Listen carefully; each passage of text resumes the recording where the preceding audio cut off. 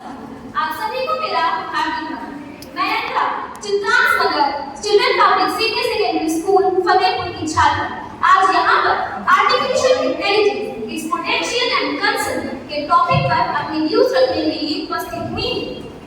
AI artificial intelligence का concept तो बहुत ही पुराना है, पर इसका मॉडर्न यूज सन 1950s में शुरू हुआ। मैं आप सभी को बता दूं, इंडिया में एआई बहुत पहले से है।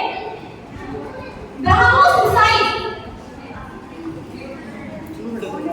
कंटिन्यू ब्रह्मोस मिसाइल जो इंडिया और रशिया ने मिलकर स्पेस में छोड़ा था, कब छोड़ा था, कितने साल हो गए, तो हम इसे कह सकते हैं कि इंडिया में एआई बहुत पहले से है। एआई को खुद की एक सिग्निफिकेंस, खुद की एक डिसिप्लिन दिलवाने का जो क्रेडिट है वो डार्टमाउथ कॉलेज को जाता है। उस कॉलेज का एक ग्रुप था जिसने ये करके दिखाया।